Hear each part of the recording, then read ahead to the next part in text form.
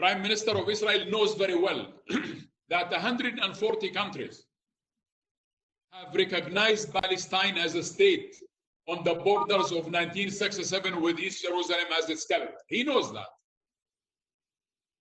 And he has decided to destroy the pillars of this Palestinian state to be. One is the annexation of Jerusalem and putting the city in between or circled with walls. Second is this annexation of the Jordan Valley and some settlements. Third, using Area C, which makes 62% of the total area of the West Bank, using it as a geographic reservoir for the expansion of Jewish settlements. Fourth is the continuation of siege and isolation of Gaza from the rest of the Palestinian territories. Mr. Chairman, having said that, Israel also has violated the economic agreement between us and them. Israel has been deducting our money. Israel has been deducting tax clearance taxes that they collect on our behalf because we have no border. Last year, 2019, Israel has deducted around 700 million shekels under the assumption that we take care of the orphan kids whom their parents were killed by the Israelis, what we call the martyr families. We take care of the families of the Palestinian political prisoners. If these are left with no attention, these become radicals. We will not allow that. If we are responsible government, we have to take care of these kids. This is not a promotion of terrorism. Our prisoners are not terrorists. Our prisoners are people who want to see their country free. And therefore, while Israel is actually launching a financial war on us to try to keep us at the edge of the knife, not to fall and not to live in a prosperous situation. The Israelis, they always want us to be in need of assistance. And I want to assure you that the World Bank report has explicitly stated that if Palestinians are allowed to practice control over their own resources, the Palestinians might not be in need of any donor's assistance. What we lose annually because of lack of access to our natural resources is, according to a World Bank report, is $4.3 billion annually. Imagine a situation in which today we have 9,000 students scattered all over the world, from Europe to Egypt, from Turkey to Afghanistan to all over. These students, we cannot bring them back because we have no airport, because we have no plane, because we control no borders, and so on and so forth. So just this coronavirus shows the real pain of Palestinians who even cannot go home. Even when we decided to rent a plane to bring them back, we couldn't find an airport and we couldn't find any resources, any entry points that we are in full control. So, in addition to this financial war that Israel is launching on us, the other war on geography. This war on geography, as I said, it has to do with annexation. Not only that, land expropriations and land confiscation for the sake of the expansion of Jewish settlements. I'm sure, Mr. Chairman, you have here so many statements about this issue of annexation. This is a systematic approach.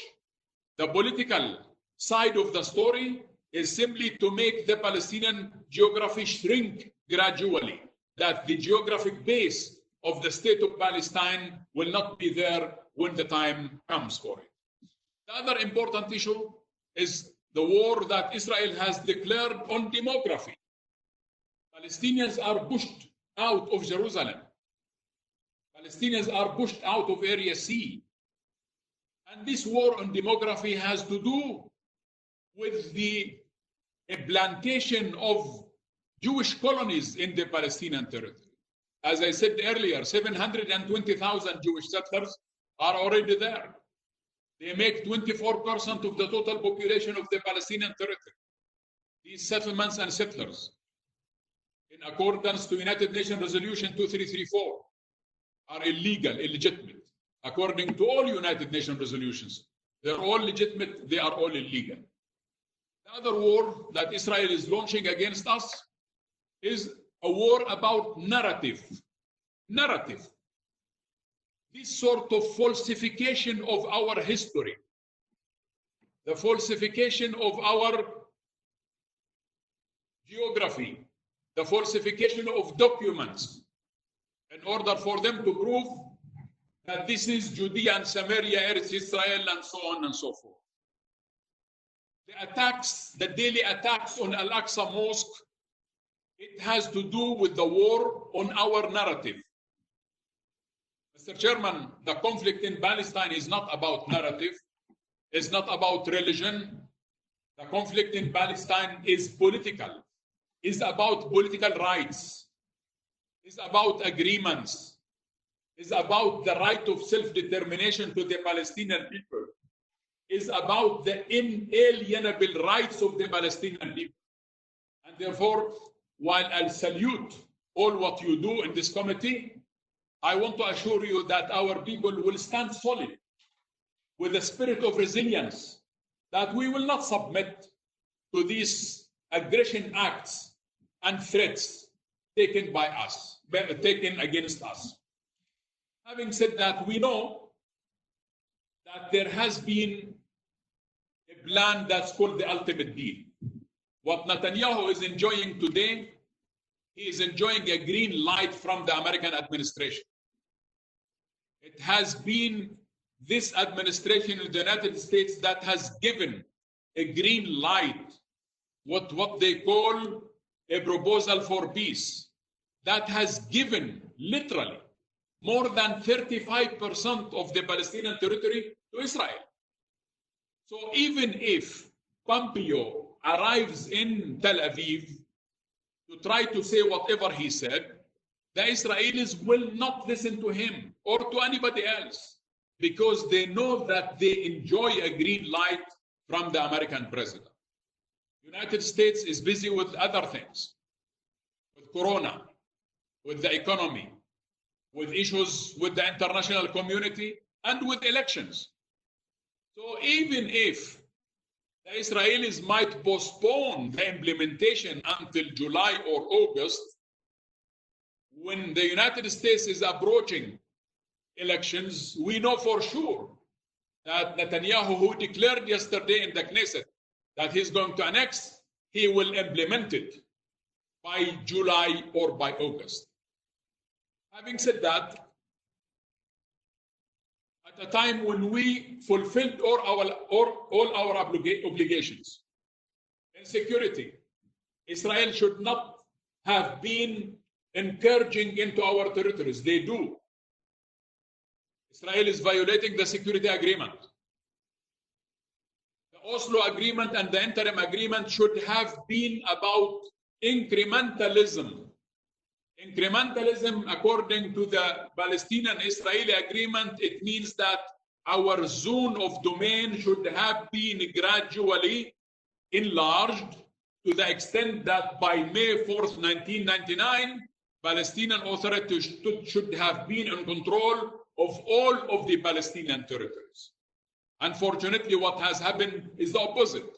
Palestinian territory is gradually shrinking, and instead of enlarging, it has been shrinking gradually to the extent that today we are simply encircled in Jerusalem, encircled in Gaza, encircled with Area A, which is only 18% of the total area of the Palestinian territory. So this violation of the agreement, violation of security agreement, violation of economic agreement, violation of recognition. We have recognized Israel as a state within the 67 borders. Israel never wanted to recognize Palestine as a state within the 67 borders. And those members of the international community who do believe in two states, they have recognized one state, which is the state of Israel. And yet they have not recognized the state of Palestine. 140 countries, yes, they did. But we are now taking things into a totally different direction. And let me here say that while we are hoping,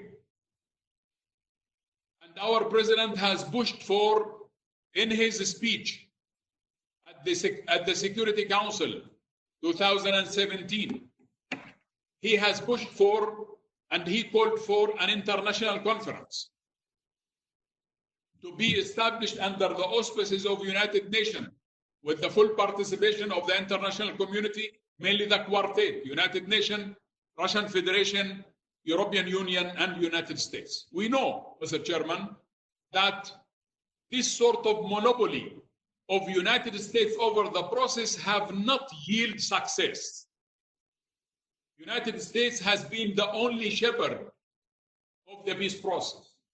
Unfortunately, a record of failures.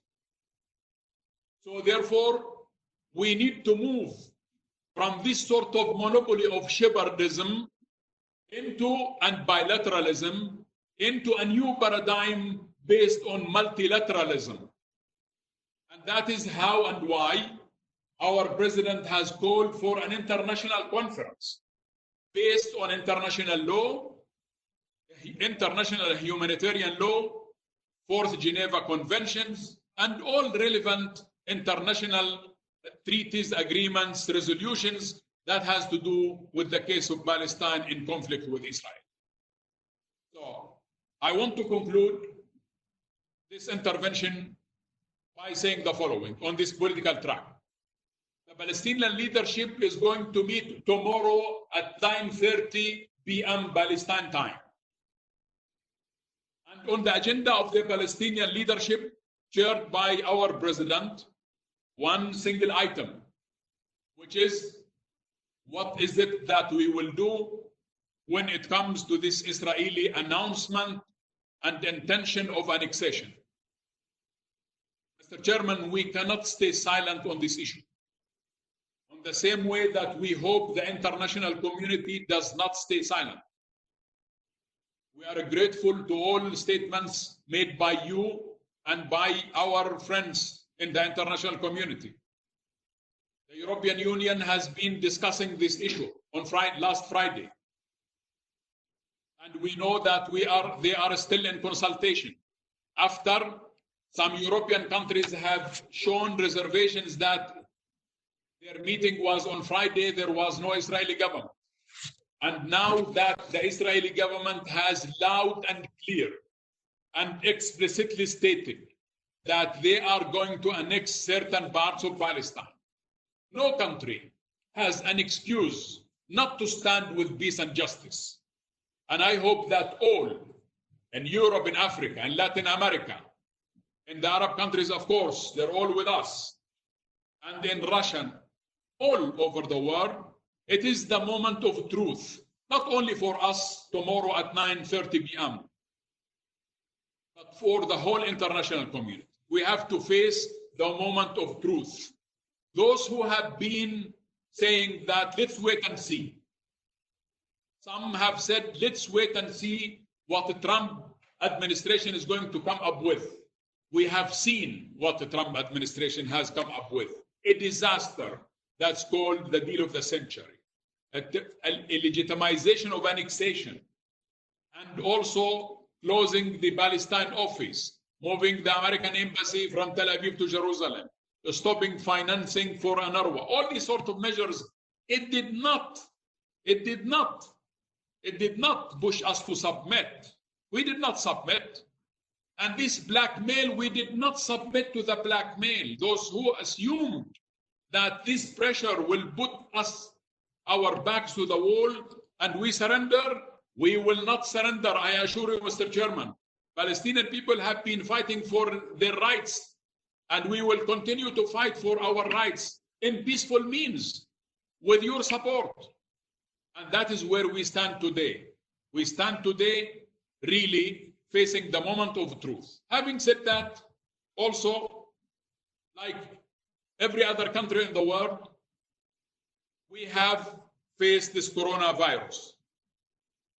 The coronavirus, I am proud to report to you that unfortunately, only 2 people have passed away because of the virus. But also, I am proud to report to you that Palestine has been the first country that has employed serious measures to fight the coronavirus from day one. We were the first to close school and universities. It was so hard for us to close mosques and churches, but we did, and we were the first to have done that.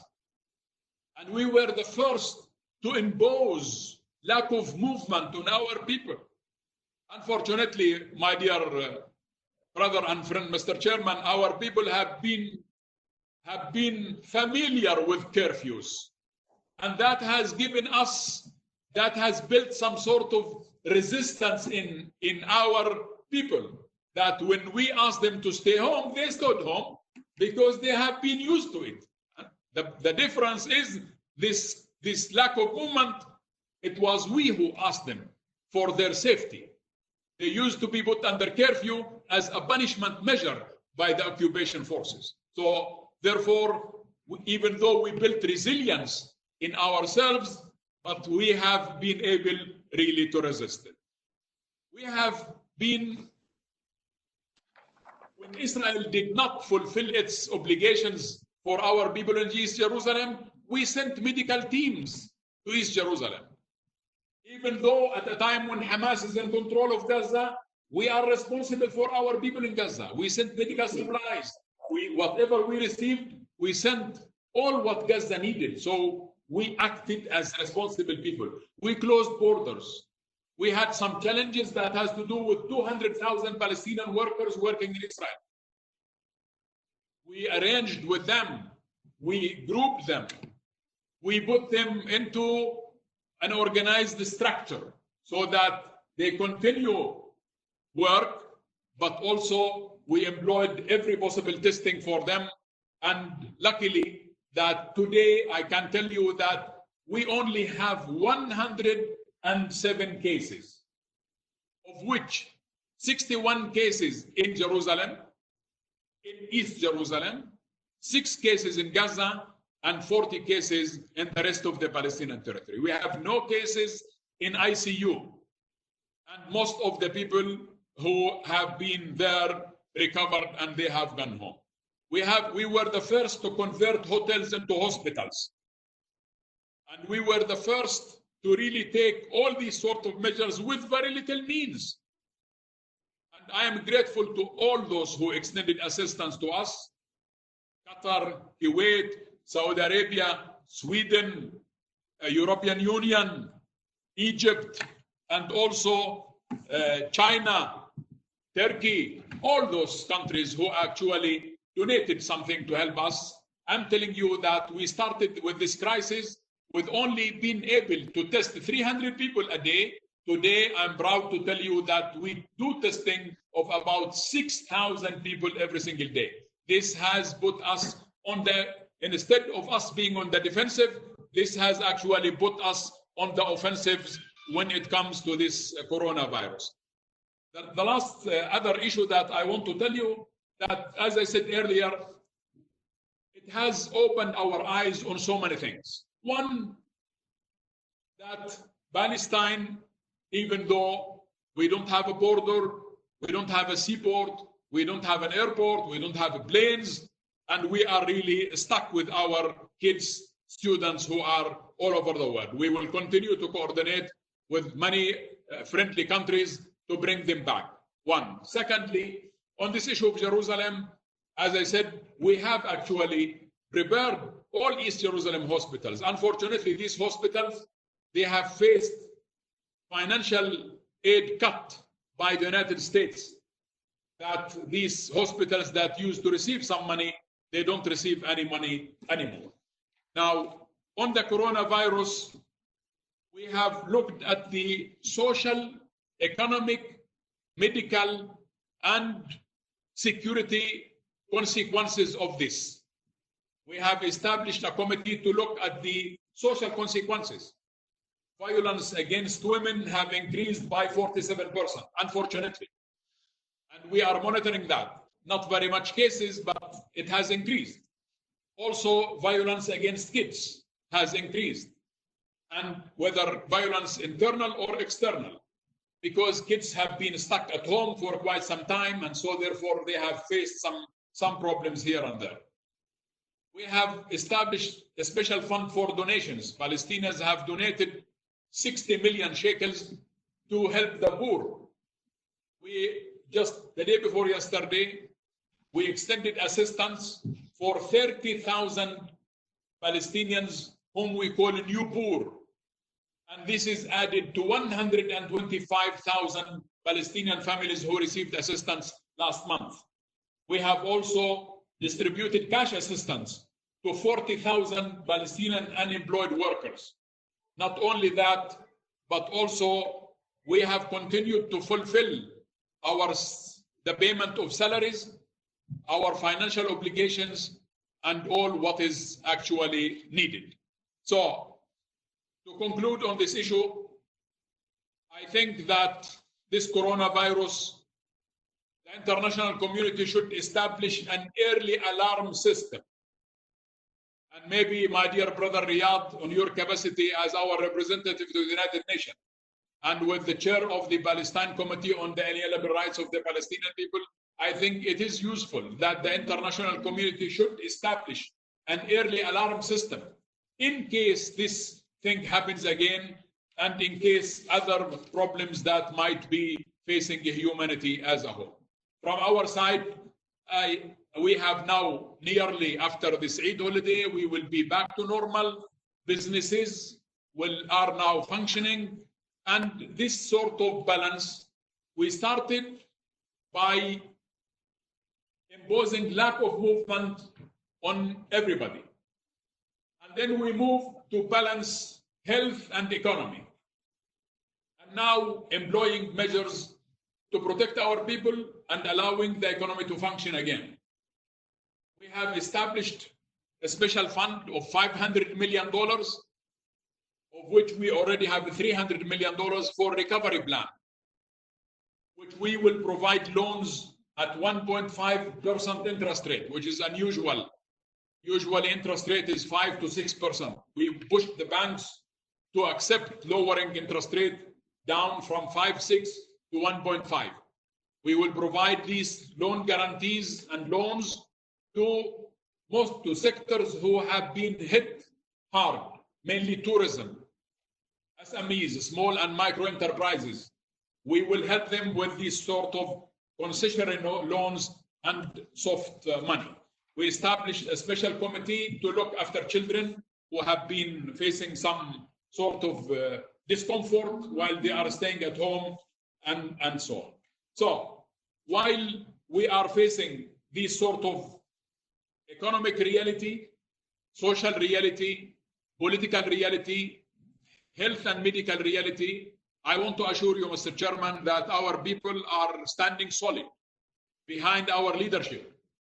And that for the first time, and here again I am proud to tell you, that for the first time since the establishment of this Palestinian Authority, the popularity of the president and the government has hit the ceiling.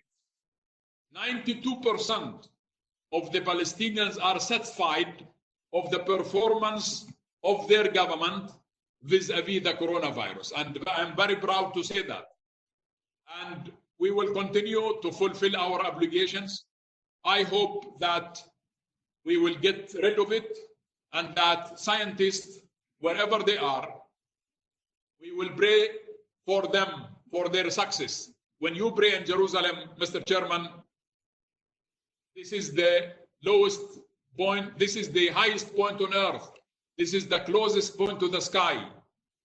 And even if you make phone calls, you don't need to dial 00. It's a local call up there.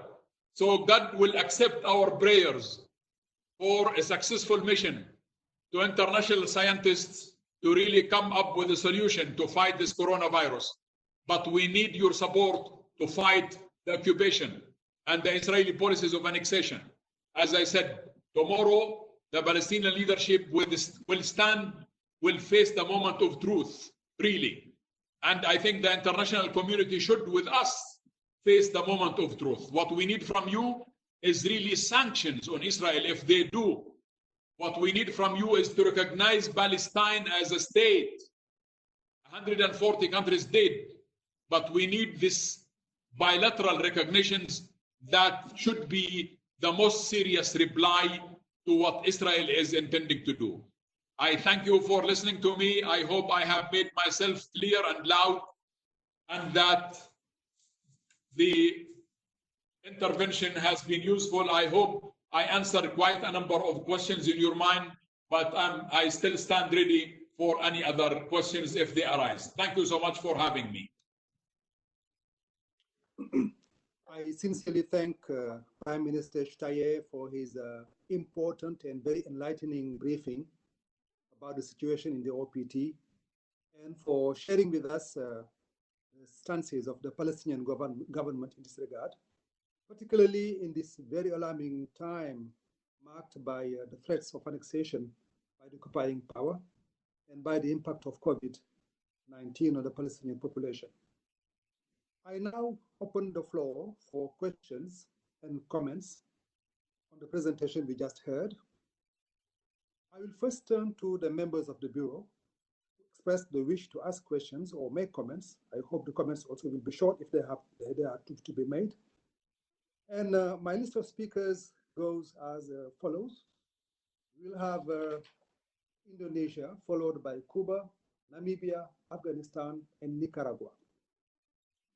So I will request my colleagues to be as brief as possible, ask one question if possible.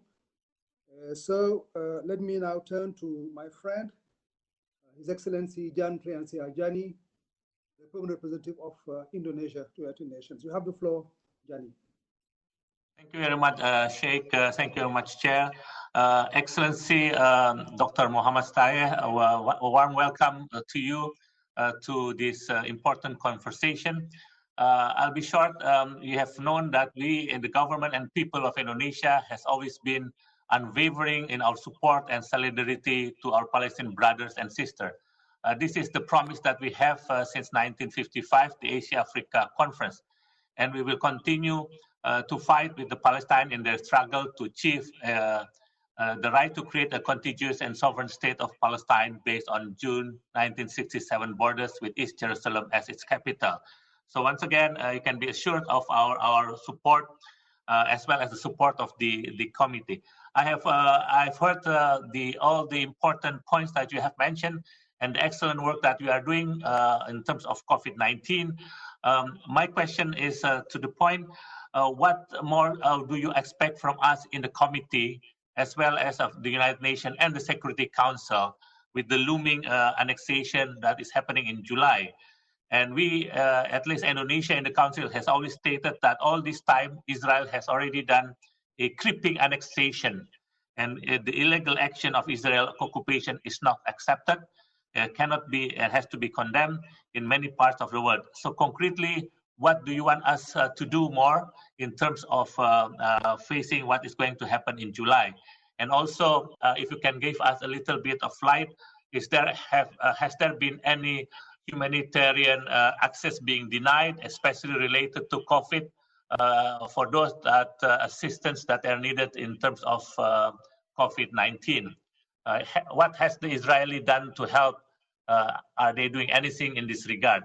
So once again, rest assured, Indonesia will stand with the brothers and sisters of Palestine. And lastly, as you mentioned also that you have a direct line to the Almighty, let me wish all of our Muslim brothers and sisters around the world a happy Eid Mubarak as we are going to finish the Ramadan month, and may Allah ease the suffering of all people around the world, including the Palestinian brothers and sisters. Thank you once again, Prime Minister, for being with us. Thank you very much, Sheikh. Thank you, Jani. Next on my list is Her Excellency Ana Silvia Rodriguez, Chargé d'Affaires of Cuba. Ana, you have the floor. Thank you, Mr. Chairman, and good afternoon, colleagues of the committee. Your Excellency, Prime Minister of the State of Palestine, it's an honor for us to have this conversation with you today. We highly appreciate the information you provided, which contribute to have a better understanding of the enormous challenge that the courageous Palestinian people face nowadays due to the violation and injustice imposed every day by Israel, the occupying power. That beside that, now you have also all the situation imposed by the COVID-19. You are aware of the historic position of Cuba, of strong support and solidarity with the cause of Palestine, and it's a clear and transparent position. It's an unwavering position of principle that I'm not going to reiterate because of the sake of the time. During your intervention, you already responded a question that we put, and also the ambassador from Indonesia already asked some of the questions that we also would like to ask you. Only to reassure you that we are here for you. We are here for the Palestinian people. We know that you're never going to surrender. You are resilient people, and we are at your disposition to do whatever you need us to do. Thank you.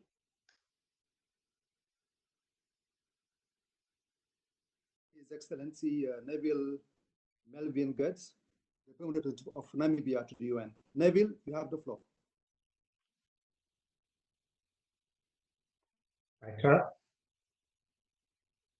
I trust you can hear me now.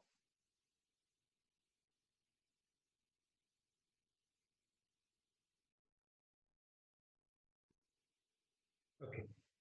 Mr. Chair, thank you for giving me the opportunity to extend my heartfelt thanks and gratitude to His Excellency Mohammed Shtayyeh, the Prime Minister of the State of Palestine, for taking time from his busy schedule to have this interactive conversation with us today.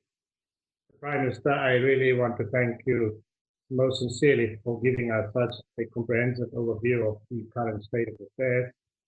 We have taken note of all the issues that you have shared with us. My delegation remains deeply concerned about these new developments in the occupied Palestinian territories, especially these plans of annexation that Israel is threatening and planning to implement. We find this unconscionable that this flagrant violation of international law is being planned even more so when the global community's attention is shifted, is focused elsewhere on fighting the scourge of the COVID-19 pandemic. My delegation, as you know, have a long-standing, strong level of solidarity and association with the struggle of the people of Palestine.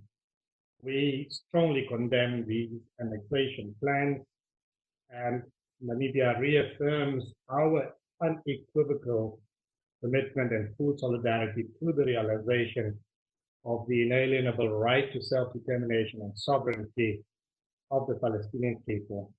And certainly, we stand ready to continue to work with you and with all the stakeholders so that we can see a return to the high table of negotiations to ensure that the only solution, that of a two-state solution, is move forward for peace, to bring peace to both Palestine and Israel, and of course, to the Middle East at large.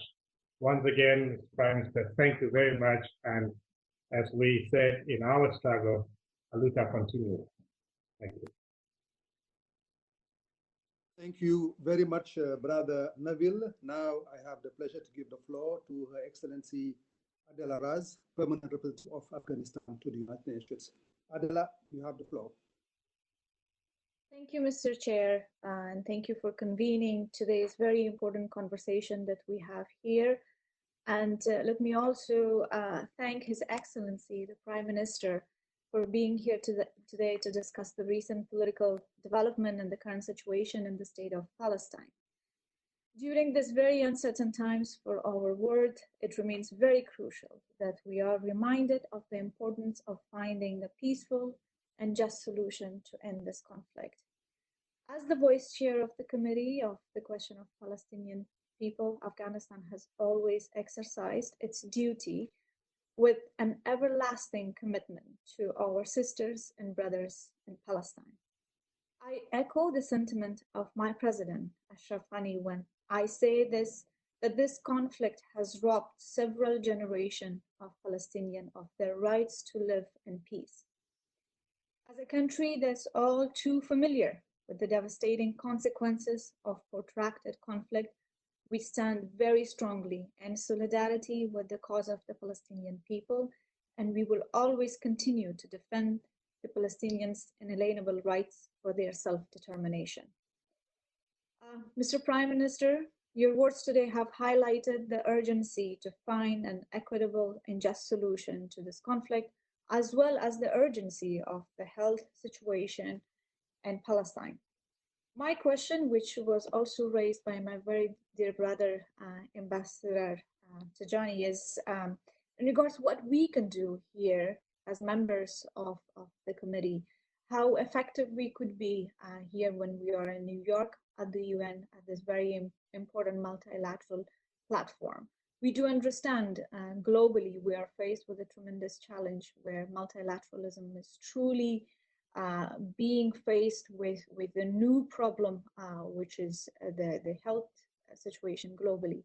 But that should not really undermine or put away the focus that we all have here, where the rights of the Palestinian people have been an important cause here at the UN. So please let us know how can we be more effective at this really critical and crucial space that we all are.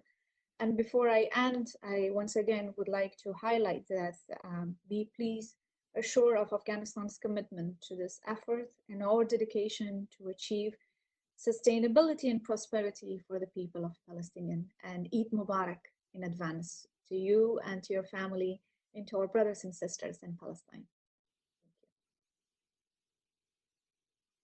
Thank you very much, Adel. Now I give the floor to His Excellency Jaime Castillo Hermida, representative of Nicaragua to the United Nations. Jaime, you have the floor. Please unmute.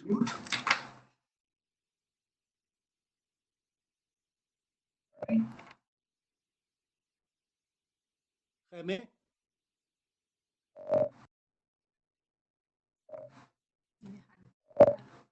Hello, can you hear me? Jaime, you have the floor. Oh, thank you. Yes, thank you, Mr. President, for organizing this important conversation.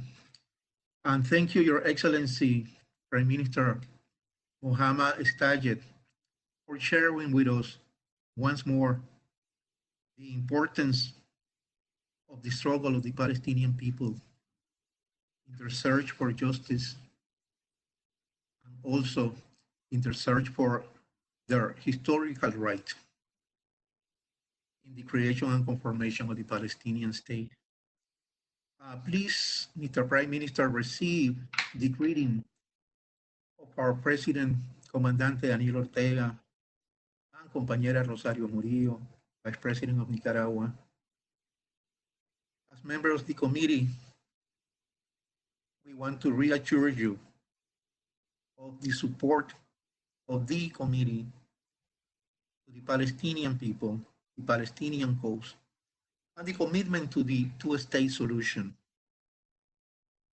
You know pretty well the historical solidarity and the links that unite the people of Palestine and people of Nicaragua. So with the same love and with the same struggle, we want to take this opportunity to express once more that Nicaragua is in full solidarity with the Palestinian people. This long struggle for justice. I thank you, Mr. Prime Minister.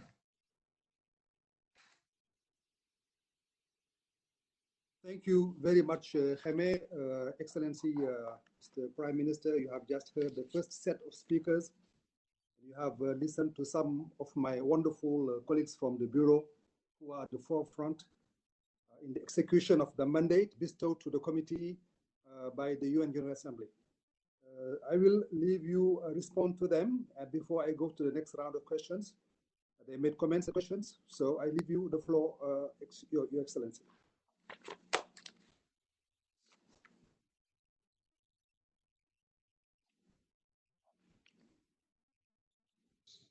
I think your mic.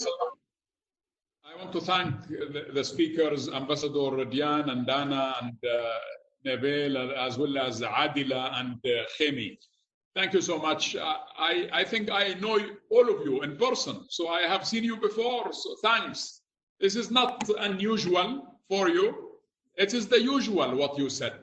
This solidarity of all of you with Palestine, it is what we expect. But it's like, you know, we are already talking to the already converted. Our problem is, as Adila said, and as also Ambassador Diane has said, what is it that you can do? I think we can do the following, really, and we need your assistance. First of all, it is, as Adila said, it is really a situation of urgency. Because those who really believe in two states, it is not enough to say that we support two states. It's not anymore enough. Political statements in New York has to be supported with economic weight. Those who have economic weight, they should put it behind their political statement. Israel going to destroy the two-state solution that you believe in. And I think that we have to take this measure seriously. It is the first time that European Union on Friday was actually discussing sanctions on Israel. The first time in years that on the agenda of the European Union that Israel is actually discussed to be under sanctions. That is very important step in the right direction. And this is one. The other important issue, Palestinians under these unusual conditions, of course, we continue to need your assistance. I hope that serious assistance should be extended to UNRWA. United Nations Work and Relief Agency is the accumulative memory of the Palestinian refugees. The American administration, unfortunately, have stopped financing the UNRWA, and I think every assistance is needed to support UNRWA.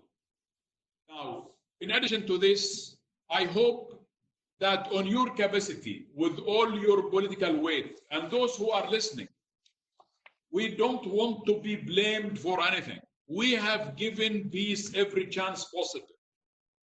I was the first Palestinian who landed in Madrid, October 1991, for the Madrid Peace Conference. And since that date, the number of settlers have increased from 149,000 to 720,000. So, if somebody is going to ask us, give peace a chance, we have been giving peace every chance. If somebody is going to say, commit yourself to agreements, we have already committed ourselves to every agreement. And Israel has violated every agreement. My dear friends, we cannot continue to live with the status quo. We have to break the status quo. And I think one way of breaking the status quo is to react to these Israeli measures. The international community has to stand solid with peace and justice. And I hope that really serious measures should be taken by the international community, that Israel should not get away with murder. And Israel should not get away with these measures of destruction of two-state solution. This is your agenda. This is the international agenda. This agenda does enjoy a Palestinian consensus. It does enjoy Arab consensus.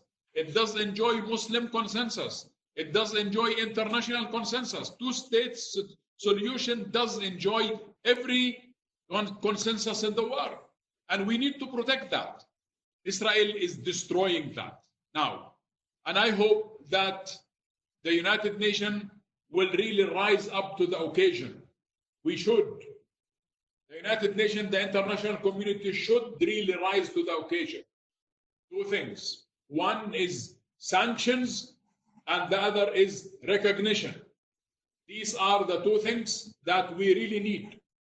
Political statement is not enough. And I think the Israelis should feel the heat of what they are putting themselves in. And that is what I ask you to help us with. This situation cannot continue. This erosion of two-state solution should be stopped. And this Israeli violation of international law, Israel is not above law. Israel is and should be under international law. The attack that Prime Minister Netanyahu has launched on ICC, I hope that we all stand solid to protect an international mechanism that has to do with international criminal acts. The attack that they launched against, they know they are guilty. They know they are going to stand trials. They know that. And that is why they try to politicize the ICC. And we should not allow that to happen. We should protect the objectivity and professionalism of the International Criminal Court. And that is also where you support, that this should not be allowed to be destroyed and should not be allowed to be politicized, and we should protect it. I know the attack that Lady Bensouda has been under, and she stood solid. She reported that the International Criminal Court has a mandate to investigate crimes in Palestinian territory, Gaza, West Bank, including East Jerusalem. That was courageous, but that was not a political statement. That was a legal statement. That was a professional statement. We need to support that. And also, my last thing, my dear brothers and sisters, I think United Nations has passed many resolutions that has to do with protecting Palestinian people under occupation. We need really to push that into implementation. We need to find a way in which Palestinians deserve international protection. Many resolutions have been passed by the United Nations. I think it is time really that we should ask the Secretary General to really bring this into practice and find every means possible. I know, Riyadh, that there has been a committee to study the possibility of international protection for Palestinians under occupation. I know, I'm aware of the study, but I think we have to find every means and ways to really protect the people of Palestine, preserve two states, and continue this solidarity, and that really other countries should put seriously their economic weight behind their political statement.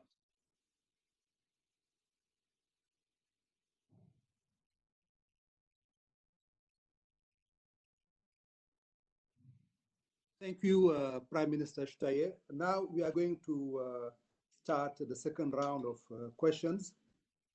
And I have already, the round of questions is open to the committee and also the rest of the members of the UN. And so far I have the Ambassador of Austria who has asked a question. I'm going to read the question.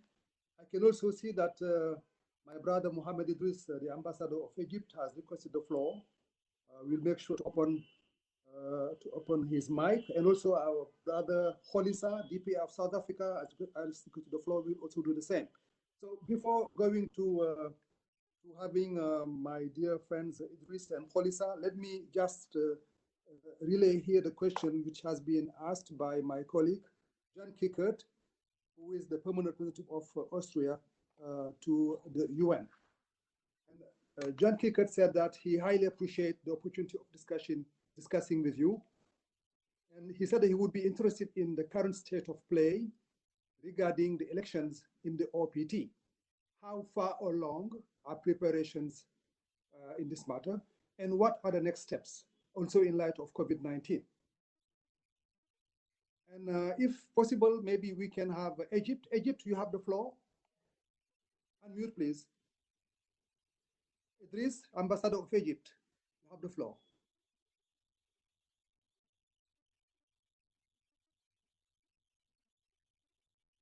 You hear me? Yes, we can hear you, brother. You have the floor. Go ahead.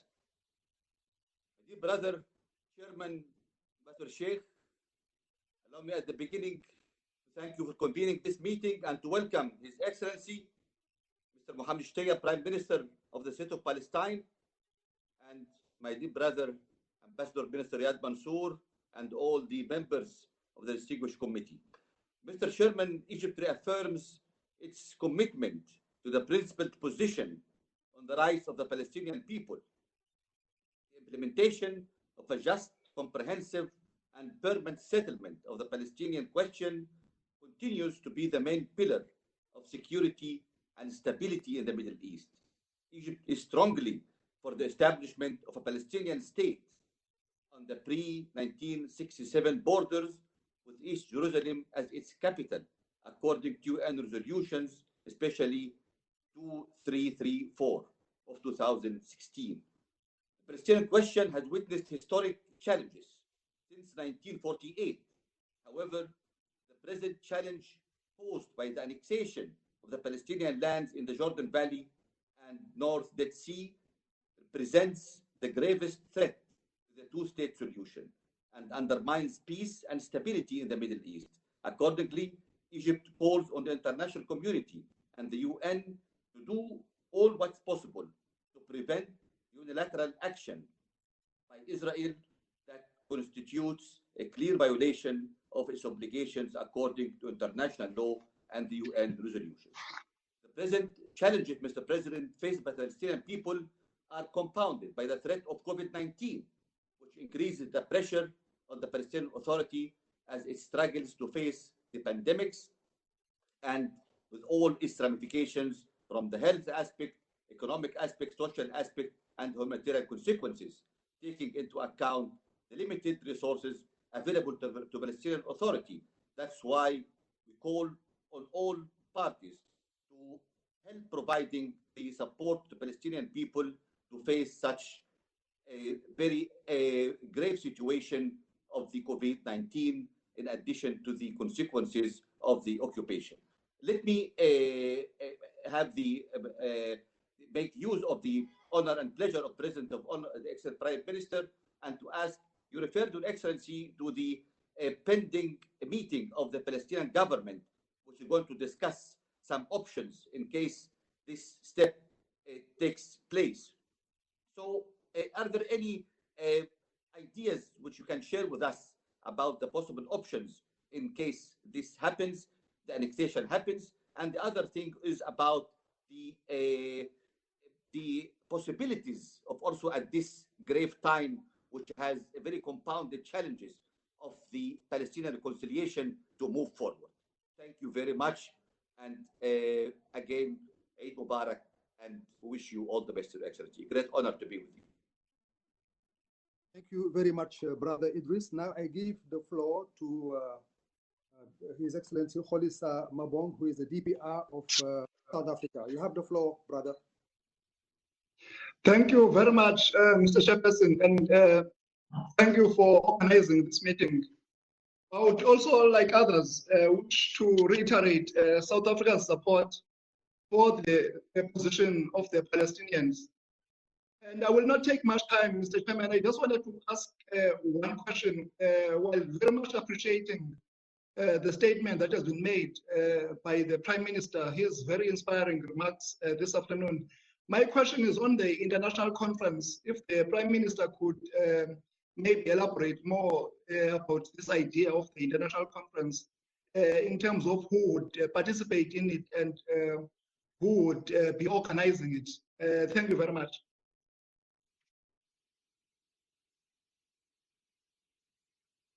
Much, Brother Kholisa. I think, Mr. Prime Minister, you have just heard the three speakers in the second round of questions and comments. You just heard first the question I read coming from my colleague from Austria about the elections in the OPT. And just now you have heard the ambassador of Egypt and the DPR of South Africa. Mr. Prime Minister, I give you the floor to respond to those statements and questions.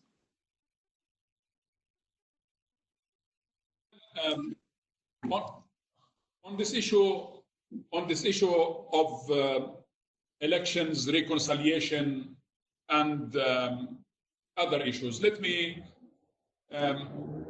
frankly state to you the following. You know, our president has announced in his speech to the General Assembly on the 26th of September, last September, that he did call for elections. And actually, we prepared elections. We have managed to bring a yes answer from every single Palestinian factions. We have had Hamas saying yes, Islamic Jihad saying yes, PFLP, all Palestinian political Islamic factions have agreed to elections. Unfortunately, we couldn't do it, simply because we wanted our people in East Jerusalem to vote. Israel was going through 3 different episodes of elections over the last year, and we wrote a letter to the Israelis asking them to allow us to allow our people in Jerusalem to vote. The Israelis, until now, they didn't say no, they didn't say yes. They didn't allow it, in other words. And therefore, because according to the Israeli-Palestinian agreement, Palestinians in East Jerusalem are eligible to vote and eligible to run. And that at a time when American administration was moving the embassy from Tel Aviv to Jerusalem and declaring that Jerusalem is the eternal capital of the Jewish people and the state of Israel, we are under any circumstances, we will not accept that Palestinians in Jerusalem should not have access to vote. We want them to vote. And therefore, now that Israel is beyond elections, we will see how to handle this, but elections is on our agenda. 1. Second, if elections is not possible under the current political impasse that we are in, and here I come to the question of our dear friend, the Ambassador of Egypt. Egypt has been helping us to come to reconciliation. And we have signed agreements with Hamas in Cairo. 2 agreements. Unfortunately, Hamas did not fulfill the agreements. My dear friend, Mr. Ambassador, I want to assure you that I, as a Prime Minister, I have the instructions of our President to go tomorrow to Gaza if Hamas is ready to accept the implementation of the October 2017 agreement that has been signed between us and Hamas. So therefore, we hope that Egypt, that has been really the shepherd of this Palestinian reconciliation, and the effort is continuous, and now we need it more than ever. The political challenges that we face, it does oblige us to be united. Our president, he works with every possible way to get this Palestinian front united. And I want to assure you, Mr. Ambassador, that tomorrow, Hamas, Jihad, PFLP, they are all invited to attend the leadership meeting tomorrow. Islamic Jihad has announced that they are not attending for their own reasons, but others are coming. So therefore, we know how important to be united under occupation. And we know that unity is a prerequisite for victory. We know that. And we will do everything possible to do it. And I'm grateful to the effort of Egypt that has fearlessly pushing and putting every effort to make this happen. And I'm sure that the leadership in Egypt will continue this effort into this direction. And here, I take the opportunity, Mr. Chairman, to salute the statement made by King Abdullah of Jordan, who was so strong in his statement against the Israeli attempts to annex Palestinian territories. The issue here is not really about Israeli implementation of annexation. Mr. Ambassador, the problem that is very clear now, Israel has announced officially in the Knesset, while the ministers have been sworn in, they have actually stated that they are going to annex. We are not going to wait until Israel implement the annexation. They already put it on their agenda. It was already stated in the Knesset, and therefore our measures has to do with that. Now, let me give you what is the direction of the discussion that will take place tomorrow. Our discussion tomorrow will be focused on one thing. Very simple. Israel has violated every single agreement that has been signed between us and them. All these agreements that were signed by the State of Palestine and the PLO. And therefore, these agreements are now under big question mark. Second, the debate in Israel today is not between the peace camp and the occupation camp. The debate in Israel today is between the two camps based on what to annex. The Gantz camp, they wanted to annex western parts of the West Bank. Netanyahu wanted to annex eastern part of the West Bank. So the issue for them is not to annex or not to annex. The discussion among the Israeli politicians is what to annex. And for us, whether they annex east part or west part, the whole Israeli systematic methodology is to destroy this possibility of a Palestinian state. And that only what we are in today is the status quo in which the Palestinians are only living in autonomous status, and that this status quo will not materialize into an independent Palestinian state. We will not accept the status quo. We will fight the status quo. We have given, my dear friends, we have given every opportunity to the American president, to the administration. We have given every opportunity for peace to prevail. Unfortunately, the plan that everybody waited to see, the Trump plan, has proven to be a total disaster, not only for us, but for the region as a whole. And we know that African Union, Arab ministers of foreign affairs, Arab leaders, the United Nations, Europe, everybody has rejected the Trump plan. And therefore, I hope that we should think of the day after. The Trump plan has been born dead. Politics knows no vacuum. And therefore, when we spoke about an international conference, we spoke about a new mechanism, a new approach to solving the conflict. Bilateral approach has not been successful. Bilateralism has proven to be not the answer. And therefore, as I stated earlier, we need to move from bilateralism to multilateralism. A multilateral conference, an international conference, should take in consideration the following. One, that it has a clear terms of reference. What is the clear terms of reference for an international conference?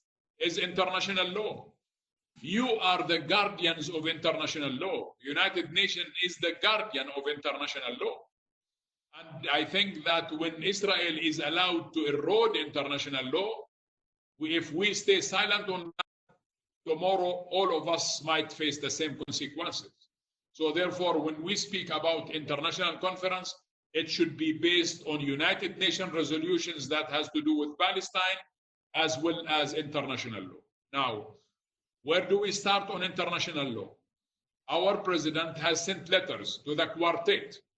We asked the quartet to convene to discuss this option of international law, and we are ready to attend any conference, any international conference based on this methodology and these principles, international law and the United Nations resolutions. Now, the quartet maybe is not enough, Mr. Ambassador, and that is why we proposed that the participants of the meeting of the international conference can be the quartet plus, a quartet plus, a quartet plus China, quartet plus Latin America, a quartet plus some Arab countries, a quartet plus Africa, a quartet plus Brexit, BRICS countries. So we are talking about really an international conference, not limited to quartet members only, but what we are saying is that we are ready for a quartet plus countries that make the core of this international conference. That is where we stand on these issues. Thank you. Thank you, Mr. Prime Minister. Let's go to the last round of questions. We have questions coming from the civil society, coming from academia, and coming from media. But what I will do, I will just retain one question per group. Okay, one question for civil society, one from the academia, and one from the media. And the first question is from civil society, and the question is from John Whitbeck in Paris. He asked a question for which, about which the committee has a very clear position, but it's not my task to respond to that question, it's your task. So the question is, isn't the only realistic hope now for achieving a decent two-state solution on the ground an offer by the State of Palestine to merge with the State of Israel to form a single, fully democratic state with equal rights for all? So this is the first question from John Whitbeck from civil society based in Paris. The second question is by academia and by Professor John Kegley, and that's a legal question in case of annexation. And that's a long question. Let me read it out. Many Palestinians own land on which settlements have been built. Under the law of belligerent occupation, a military force may take possession of land if required for military purposes. Israel has taken possession of Palestinian land and has constructed settlements on it. If Israel terminates its belligerent occupation, it no longer has a military rationale for retaining possession. The right of possession is automatically restored to the landowner. A landowner who does not want a settlement on her or his property would be entitled to evict settlers as trespassers. Israel courts should in principle rule in favor of a landowner in this situation, since customary international law is considered to be domestic law in Israel. Now the questions, two questions. Does the government of Palestine think that the Israeli courts will evict settlers at the request of a landowner? Second question from him. Does the government have a plan for aiding the landowners? Now the last question posed by a journalist from Al-Ahram called Al-Azab Al-Taher. The question is, would the Palestinian Authority implement the threat to halt all agreements with the occupying power in case parts of the West Bank are annexed? And are you ready to take on the implications? What would you bet on in that case? And would it be possible that the matter would necessitate the dismantling of the Palestinian National Authority? So these are the three sets of questions asked by the three bodies and by three people from each of these bodies. You have the floor, Mr. Prime Minister.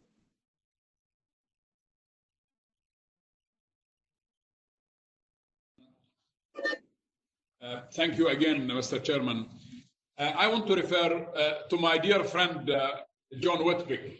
It's good to hear from you, John. Look, you know very well, I know you are an expert on this issue. You have written so many books and you have written so many articles, and I am on your mailing list. So I know one thing and you know the same thing. Israel today actually wants neither nor. Israel does not want two states, and Israel does not want one state. All what Israel wants is to annex, not only to maintain the status quo. All what Israel wants is to annex. But this brings me to the demographic factor of the Palestinian-Israeli struggle.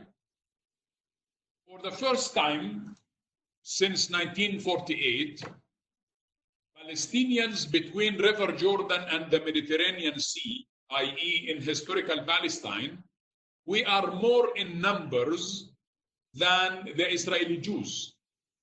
Palestinian Muslims and Christians, for the first time since 1948, are more in numbers by more than 200,000 people in historical Palestine. What does this mean? This actually means that in the statement by the Knesset, by the speakers of the Knesset yesterday, they were trying to focus on one single point, which is to maintain the character of Israel as a democratic and Jewish state. I think the events every single day proves that Israel will never be and has never been democratic in the sense, and it will never be Jewish. 25%, 20 to 25% of those who live in Israel today are Palestinians. We have 14 members of the Knesset are Palestinians. And Palestinians, they face really discriminated against policies inside Israel on their daily lives. We have seen it in during this coronavirus problem, that East Jerusalemites have been neglected by Israel, and we had to send our own teams to the town of Silwan. And when Israel realized that our medical teams are in Silwan, they arrested them.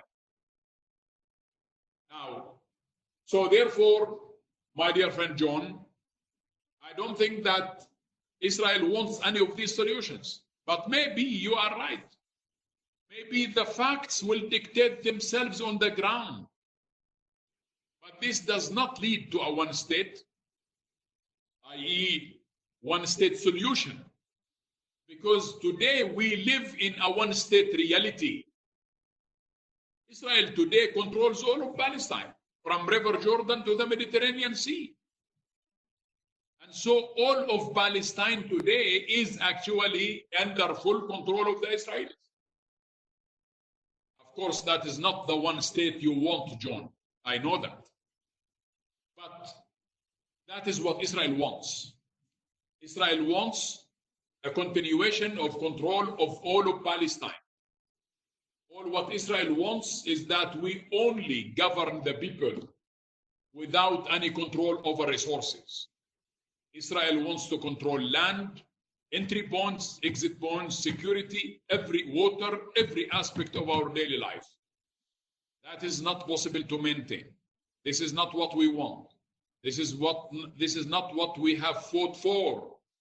We did fight for freedom and justice and two states and to live in dignity. And this is the country, Palestine, is where Jesus has been born. We are not looking for additional loaf of bread. It is not with bread ones live only. As Jesus Christ, the Palestinian prophet, has said, Palestinians, they want freedom and liberty and sovereignty in a state that is contiguous with Jerusalem as its capital. That's what we want. And therefore, this issue of one state, two states, Israel does not want this, does not want that. Israel wants simply annexation, and to that Palestinians will live only in some sort of distorted autonomous status. Distorted, I say, I stress that. One. Secondly, on this issue of Israeli courts, I missed the full question because I was disconnected, my dear chairman, for a little while. But if I understood the second question, it has to do whether shall we or shall we not go to military courts, to Israeli courts, and whether the Palestinian Authority is in a position to help Palestinians who have been facing threats of land confiscation. We do. We have what we call a legal clinic.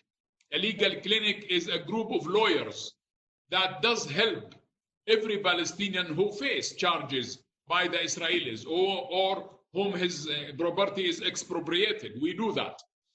The Israeli courts, frankly, we have never won any court in Israel. So many Palestinians went to court in Israel. We don't win. Why is it that we don't win? We don't win cases. It's just because these courts are military courts. These courts are designed to help the politicians in Israel. Look at the situation. The Israeli Prime Minister who was facing charges of corruption, the High Court ruled that he is eligible to become a Prime Minister. So therefore, our trust in these courts is not really up to standard. These courts are not up to international standard because these courts, they rule with Israeli law. And the Israeli law, the Israeli Knesset, they do pass laws every day against us. And this annexation is going to become a law, and so on. So therefore, I think this sort of credibility of Israeli courts is really under big question mark. The other issue that the question from our colleague from Al-Ahram, my dear friend, I want to tell you one thing. Maybe you are right that Palestinian leadership has been threatening every now and then, we will do this and we will do that, and we didn't do it.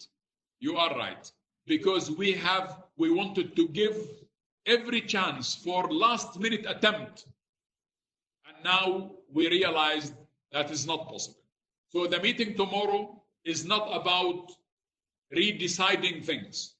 The meeting tomorrow is not about forming a committee to discuss things. And the meeting tomorrow is about implementation of resolutions that have been passed in the last year or two or more that has to do with these agreements. We will see what the Palestinian leadership will say, but I want to assure you that this is the point of discussion. The issue for us is we should do things, and we already discussed things more than enough. On the last issue of dissolving this Palestinian Authority and so on. Look, this debate of dissolving this Palestinian Authority, I am not only aware of it, but let me tell you, please don't be mistaken by the fact that this Palestinian Authority is a gift from anybody. No, this Palestinian Authority is not a gift from Israel to Palestine. This Palestinian Authority is not a gift from United States. This Palestinian Authority is not a gift from anybody.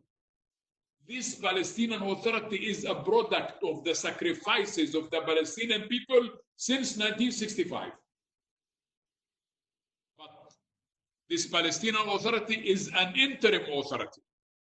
That is not what we did fight for. We did not fight for an interim authority to live under autonomous reality or in autonomous reality. No.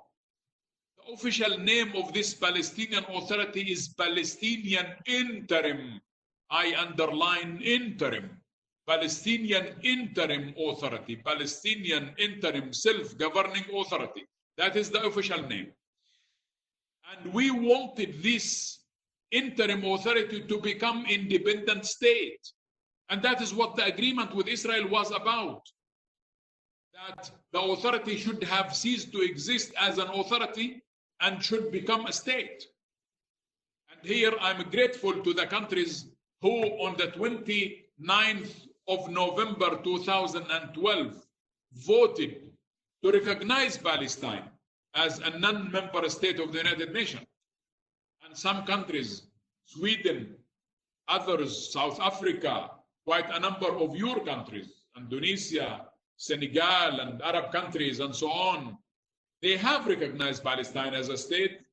Nicaragua and Cuba and so on, all of you have recognized Palestine as a state. But many of European countries, only Sweden has recognized Palestine as a state. They voted with us, but they didn't materialize it. And so therefore, what we want is to move from an interim authority to the manifestation of the state on the ground. That is where we will be heading, because what is our political agenda?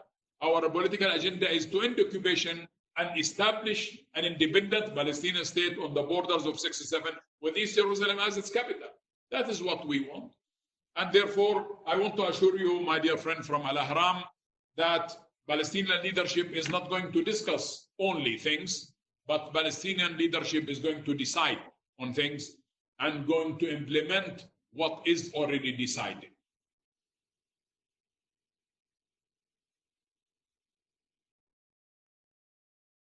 Thank you, Prime Minister. That brings us to the last segment of our meeting, which is the Q&A segment. And we are very grateful to His Excellency Prime Minister Shtayyeh for taking the time to participate in this meeting, sharing with us important information and answering our questions. I call on all members and observers of the committee, friends of the Palestinian people, and defenders of human rights to take action collectively and in our national capacity to avert the announced annexations that would de facto gravely jeopardize the two-state solution.